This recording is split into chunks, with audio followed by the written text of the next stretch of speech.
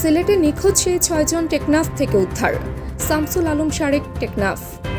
কক্সবাজার সীমান্ত উপজেলা টেকনাফে রাজমিস্ত্রির কাজ করতে গিয়ে নিখোঁজ সিলেটের জকিগঞ্জ উপজেলার সেই ৬ জনকে টেকনাফ থেকে উদ্ধার করা হয়েছে।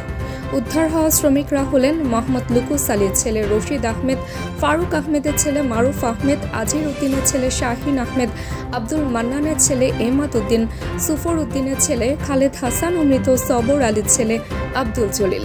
তারা সবাই সিলেটের জকিগঞ্জ উপজেলার ঈদগাঁও বাজার এলাকার বাসিন্দা।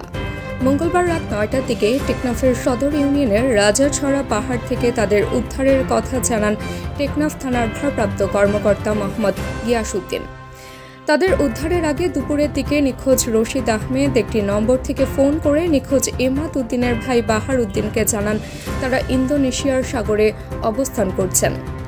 বাহার উদ্দিন বলেন, একটি নম্বর থেকে তারা মোবাইলে ফোন দিয়ে রশিদ আহমেদের পরিচয় দিয়ে জানান তাদেরকে ট্রলারে করে টেকনাফ থেকে ইন্দোনেশিয়ায় নিয়ে যাওয়া হয়েছে। রশিদ এর বাইরে কিছু বলেননি। বিষয়টি কতটুকু সত্য তা নিশ্চিত নন তিনি।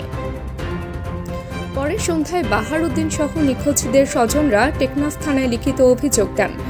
জানা যায়, গত ১৫ এপ্রিল বিকেলের দিকে জকিগঞ্জ উপজেলার খলাছড়া ইউনিয়নের পশ্চিম লোহার মহল গ্রামের ৬ জন কাজের খোঁজে কক্সবাজারে আসেন।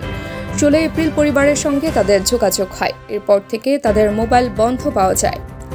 টেকনাফ থানার উপপরিদর্শক নাজমুল হাসান বলেন, অপহরণের অভিযোগ পাওয়ার পর পুলিশ এ নিয়ে কাজ শুরু করে। ফোন নম্বর ট্র্যাক করে তাদের উদ্ধার করা হয়।